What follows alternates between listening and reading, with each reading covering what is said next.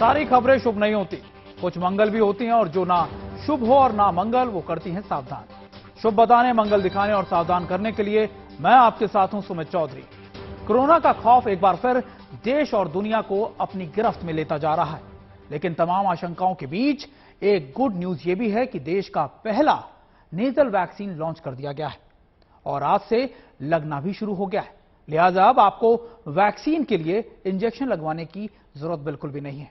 वहीं कोरोना के खिलाफ लड़ाई में वैक्सीन देश का सबसे बड़ा हथियार बना है और हमारे वैज्ञानिकों ने वक्त पर वैक्सीन लॉन्च करके कोरोना जैसी महामारी पर विजय भी पाई, जबकि सरकार ने युद्ध स्तर पर वैक्सीनेशन कार्यक्रम चलाया और लोगों ने वक्त पर वैक्सीन का डोज लेकर कोरोना को कमजोर कर दिया।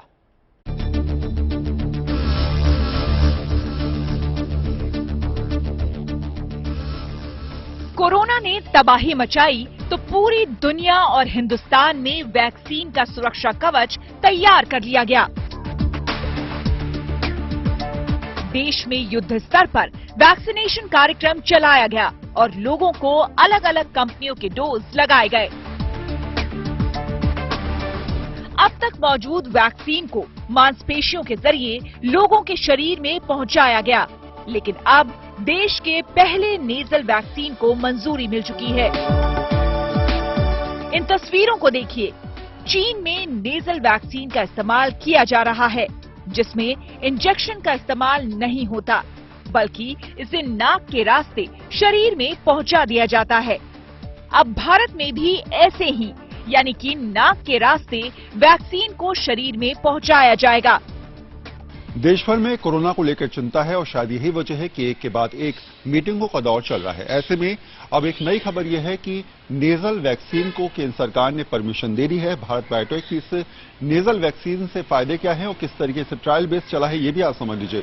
इसका 3 फेज में ट्रायल चला। ऐसे में पहले और दूसरे फेज में जिस तरीके से रिएक्शन आए, जिस तरीके से चीजें देखने को मिली, सीधे तौर पे तीसरे फेज में जानने का प्रयास किया गया कि अगर इसको बूस्टर डोज के जरिए दिया जाता है तो कितना ज्यादा फायदेमंद साबित हो सकता है। तो तीसरे फेज में 3000 लोगों पर ट्रायल किया गया और साथ में बूस्टर डोज के नाम पर 885 लोगों को ये डोज दी गई, जिसका रिएक्शन जो था, जिसके रिजल्ट जो थे वो बेहद संतोषजनक थे। शायद यही वजह है कि इस हालात में, इस परिस्थिति में केंद्र सरकार ने इस वैक्सीन को हरी झंडी इसलिए भी दी है क्योंकि ये वैक्सीन सीधे नोजल यानी कि नाक के जरिए दी जाएगी और इससे फायदा ये होगा कि जो संक्रमण की सबसे ज्यादा कहा जाता है जगह होती है, वो नाक के जरिए ही ये संक्रमण फैलता है और शायद यही वजह है कि नेजल वैक्सीन सीधे तौर पे इस संक्रमित करने वाली जगह को सेफ रखेगी, इम्यूनिटी स्ट्रांग करेगी और आने वाले दिनों में जो कोविड के लिए हमें लड़ाई लड़नी है उसको ध्यान में रखते हुए ये वैक्सीन अपने आप कारगर साबित होने वाली है। अब आपको बताते हैं कि देश की पहली नेजल वैक्सीन का नाम क्या है और इसे किस कंपनी ने लॉन्च किया है। इस नेजल वैक्सीन का नाम इन्कोवैक है। इसे भारत बायोटेक ने लॉन्च किया है। पहले इसका नाम BBV-154 था, लेकिन अब इसे इन्कोवैक के नाम से जाना जाएगा और बूस्टर डोज के तौर पर इन्कोवैक का इस्तेमाल किया जाएगा।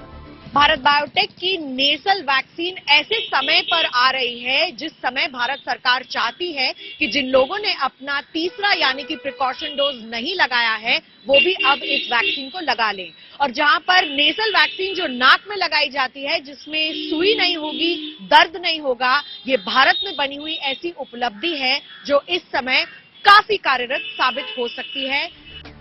कोरोना की वैक्सीन को लेकर भारत ने रिकॉर्ड काम किया है। हमने अपने लोगों के साथ साथ दूसरे देशों को भी वैक्सीन की सप्लाई की है।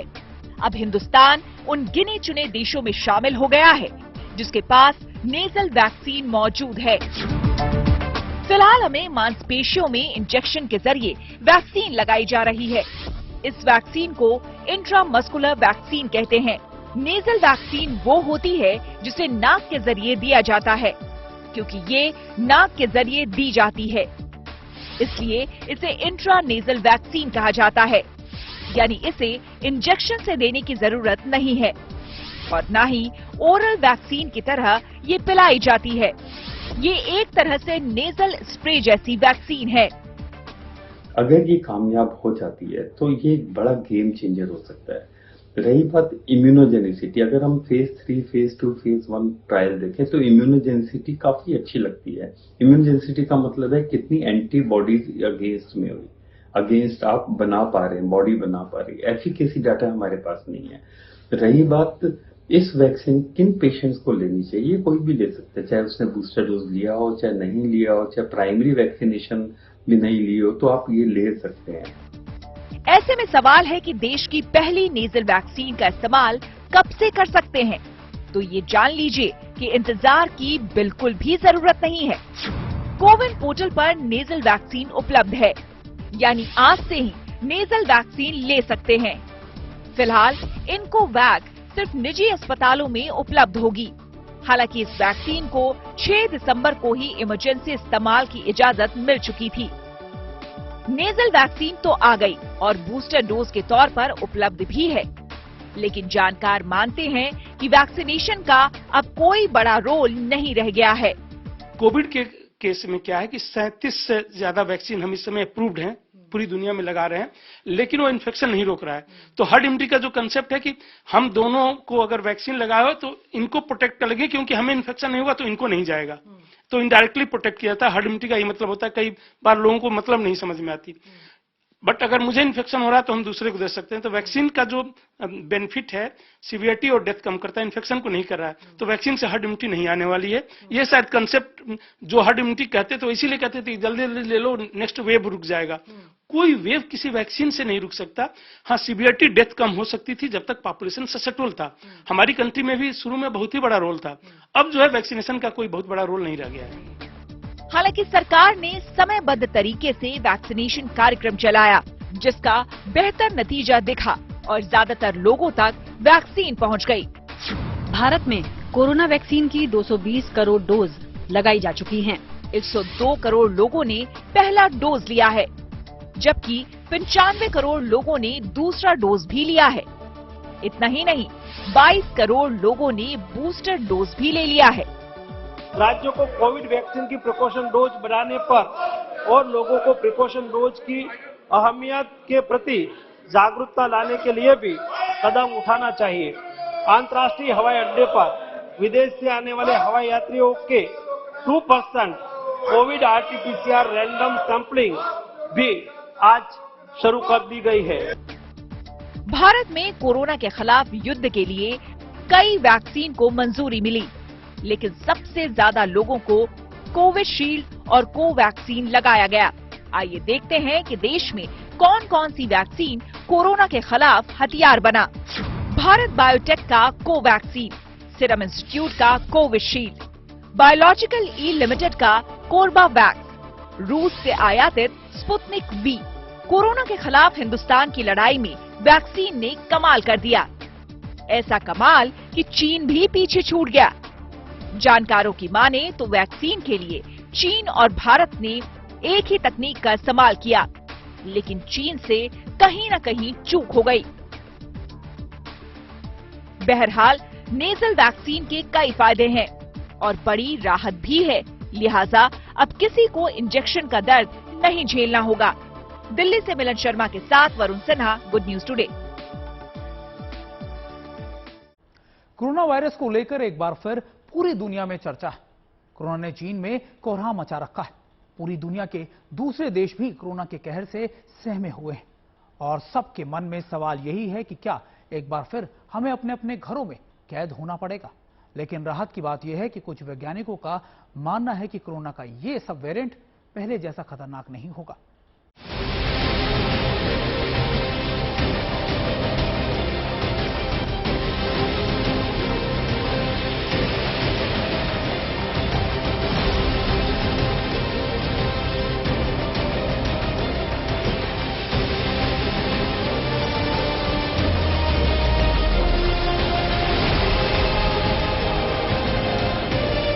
कोरोना के कहर को दुनिया भूलने की कोशिश कर रही थी, तभी उसने दोबारा दस्तक दे दी। चीन से जन्मा कोरोना वहां तो कोहराम मचा ही रहा है, लेकिन उसके साथ ही वो पूरी दुनिया में पैर पसारने की कोशिश भी कर रहा है। हालांकि कुछ जानकारों का कहना है कि कोरोना का ये वेरिएंट उतना ही खतरनाक है जितना इसको भयावह बताया जा रहा है। और इसकी बड़ी वजह यह है कि भारत में कोरोना की दूसरी लहर में डेल्टा वेरिएंट ने तबाही मचाई थी। कहा जा रहा है कि कोरोना वायरस के सब वेरिएंट XBB डेल्टा वेरिएंट से भी 5 गुना ज्यादा घातक है। और सबके मन में सवाल है कि क्या एक बार फिर उन्हें अपने अपने घरों में कैद होना पड़ेगा। इसकी बड़ी वजह यह है कि भारत में कोरोना की दूसरी लहर में डेल्टा वेरिएंट ने एक भयानक तस्वीर पेश की थी। जब सेकेंड वेव यहाँ पे आया था तो हमारे लिए बहुत ही डिवास्टेटिंग था, बहुत ही ज्यादा डेथ हुई, सब कुछ हुआ। पिछले साल मई की मैं बात कर रहा हूँ, 2021 मई में हम जो है 4 से 5 लाख के बीच में केसेस पर डे रिपोर्ट किए, 5000 के आसपास डेथ पर डे रिपोर्ट किए। लेकिन आज हमारे लिए बहुत बड़ा स्ट्रेंथ है, जो हम बहुत बड़ा कंट्रोल किए हुए हैं। उसका में सबसे बड़ा योगदान जो है नेचुरल इन्फेक्शन का है, क्योंकि जो हमारे पास साक्ष्य है लंबे समय तक रहता है। इन कंट्री में, चाहे वो जापान हो, चाहे साउथ कोरिया हो, चाहे चाइना हो, जहां जहां भी इन्फेक्शन नहीं हुए थे वहां सूनर और लेटर सबको होगा। एक बार इन्फेक्शन होने के बाद ही बेटर कंट्रोल वहां पे हो सकता है, जो अभी तक देखने में आता है। हालांकि एक्सपर्ट की राय अलग है। वो कोरोना वायरस के सब वेरिएंट XBB को उतना खतरनाक नहीं मान रहे हैं। अंग्रेजी वेबसाइट इंसाकोक के अनुसार ये वायरस उतना खतरनाक नहीं है जितनी चर्चा हो रही है। देश भर में ये स्ट्रेन है और जो भी कोविड के मरीज मिल रहे हैं उनमें से 40 से 50% में XBB का ही संक्रमण मिल रहा है। वहीं इस वायरस की चपेट में आने वाले मरीज न तो गंभीर संक्रमण का शिकार हो रहे हैं और न ही अस्पताल में भर्ती हैं, यानी इस वायरस से होने वाली मौत का आंकड़ा भी बेहद कम है। जो BF7 वेरिएंट चीन में तबाही मचाए हुए है, वही वेरिएंट भारत में पहली बार जुलाई में ही पहचान लिया गया था। बावजूद इसके भारत में इसने खतरनाक रूप नहीं लिया। इसकी वजह है भारत में करोड़ों की आबादी का टीकाकरण और लोगों की हाइब्रिड इम्यूनिटी। भारत में बहुत ही हाई लेवल की नेचुरल इम्यूनिटी कई महीनों से आ चुकी है। 98% से अधिक लोगों में इम्यूनिटी है इस समय मेरे आकलन के अनुसार। और ये जो चीन में वेरिएंट घूम रहा है BF7, ये पहली बार भारत में जुलाई में पाया गया था। तो इतने महीने में कोई विशेष इसका असर नहीं दिख रहा है भारत में। तो मुझे नहीं लगता कि भारत में किसी प्रकार की चिंता की आवश्यकता है।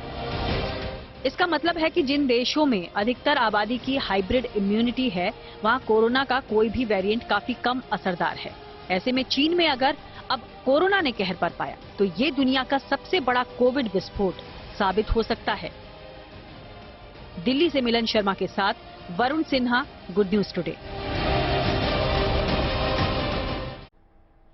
चीन में कोरोना से हालात बदतर होते जा रहे हैं। लंदन की global health intelligence company Airfinity का दावा है कि चीन में रोजाना 10 लाख कोरोना मरीज सामने आ रहे हैं। साथ ही 24 घंटे में 5000 मौतें भी हो रही हैं। लेकिन चीन सच छिपाने के लिए लगातार झूठ भी बोल रहा है और कह रहा है कि बीते 24 घंटे में 4000 से भी कम लोग कोरोना संक्रमित हुए हैं। दरअसल ये चीन की चरमराई अर्थव्यवस्था या फिर आप कह सकते हैं कि व्यवस्थाओं पर पर्दा डालने की नाकाम कोशिश है, जिसे आसान शब्दों में चीन की फितरत भी कहा जा सकता है।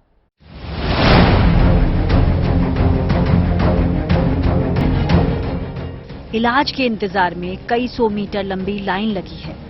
जो सबसे बड़ा डर था वो अब सच साबित हो रहा है। कोरोना के कोहराम से चीन की हालत ऐसी हो गई है कि रोजाना 10 लाख कोरोना के मरीज सामने आ रहे हैं और 24 घंटे में 5000 मौतें हो रही हैं। अगर ऐसे ही चलता रहा तो जनवरी में रोजाना कोरोना के नए केस 37 लाख पर पहुंच जाएंगे। वहीं मार्च में ये आंकड़ा बढ़कर 42 लाख हो जाएगा। भले ही चीन ने आधिकारिक तौर पर गुरुवार को महज 4000 नए मामलों की बात कबूल की, लेकिन लंदन की global health intelligence company Airfinity ने अपने अनुमान में सावधान किया है कि चीन में जीरो कोविड पॉलिसी खत्म होने के बाद 21 लाख लोग बेमौत मारे जा सकते हैं। वैक्सीनेशन का जो सबसे बड़ा बेनिफिट था कि जब तक हमारी पॉपुलेशन ससेप्टेबल है, वो इन्फेक्शन को रोकने में तो कारगर नहीं था, लेकिन सीवियरिटी और डेथ को कम कर रहा था। वह ससेप्टेबल पॉपुलेशन में तब तक जब तक इन्फेक्शन नहीं हुआ था। चाइना में यही हुआ। अगर मैं चाइना की ये दिखाऊं, आपको डेटा दिखाऊं, तो चाइना में दिसंबर 2019 में पहली बार रिपोर्ट हुआ। जनवरी फरवरी में उनका स्थिति बहुत ही भयावह थी, लेकिन मार्च से उन्होंने कंट्रोल कर लिया और इस साल मार्च तक 2022 मार्च तक पूरे 2 साल तक वो केस नहीं होने दिए। चीन के स्वास्थ्य अधिकारियों का कहना है कि 1 हफ्ते के अंदर कोरोना का पीक आने की आशंका है। इससे गंभीर मरीजों की संख्या बढ़ेगी, जिससे पहले ही बेहाल हुए चीन के अस्पताल भी दम तोड़ देंगे। अब से कुछ दिन पहले का ये वीडियो देखिए। सीसीटीवी फुटेज में 19 दिसंबर 2022 की तारीख है। अस्पताल में बेड पर कब्जे के लिए लोगों में होड़ सी लगी है। लोग ज्यादा हैं और बिस्तर कम। कुछ को बेड नसीब हुआ तो ज्यादातर देखते ही रह गए। कोई सोफे पर बैठा तो किसी को कुर्सी मिल सकी। इन हालातों के बीच शंघाई के एक अस्पताल ने अनुमान लगाया है कि चीन में अगले हफ्ते के आखिर तक 2.5 करोड़ लोग कोरोना संक्रमित होंगे। टेस्टिंग बहुत की, आइसोलेट किया, लोगों को क्वारंटीन की, बहुत से लोगों को तो काफी स्ट्रिक्ट रखा। वैक्सीनेशन भी बहुत किया। देखिए उनके यहाँ 346 करोड़ डोजेज लग चुके हैं, तो वैक्सीनेशन का कवरेज भी अच्छा था। और इसीलिए शायद अभी जो पिछले 6 महीने से वहां पे केसेस चल रहे हैं, केसेस मार्च से बढ़ने शुरू हुए। इस साल मार्च से मई में जाके 5 से 6 लाख के बीच में केसेस पहुंच गए। अब तो पिछले 2 महीने से मैं देखूं तो 1 से 2 लाख के बीच में केसेस हैं। तो इस समय उतनी प्रॉब्लम नहीं है जितनी 6 महीने पहले चाइना में प्रॉब्लम थी। ये वीडियो दक्षिण चीन के शेनजेन का है। यहाँ सैकड़ों लोग इलाज के लिए कतार में खड़े नजर आ रहे हैं। वीडियो एक बाइक सवार ने बनाया है। वो आगे बढ़ता जा रहा है, लेकिन इलाज के लिए खड़े लोगों की कतार खत्म नहीं हो रही है। ये उस चीन की हकीकत है जिसने जीरो कोविड पॉलिसी के नाम पर करोड़ों लोगों को कैद कर कोरोना पर लगाम लगाया हुआ था। और अब न कोरोना काबू में है और न ही चीन के लिए। डेथ भी जो है हो रही है।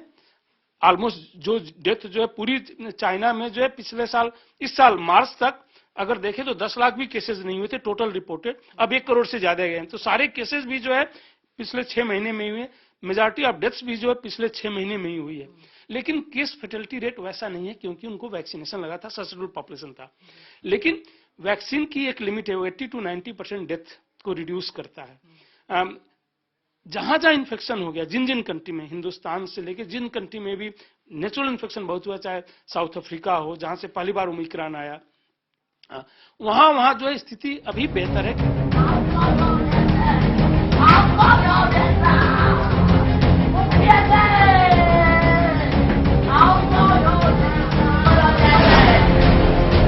Varun Sinha, good news today. उम्मीद है आपका दिन शुभ रहा होगा। कल की मंगल कामना के साथ आपको रहना है सावधान। अभी के लिए मैं सुमित चौधरी आपकी शुभ रात्रि की कामना के साथ आपसे विदा लेता हूं।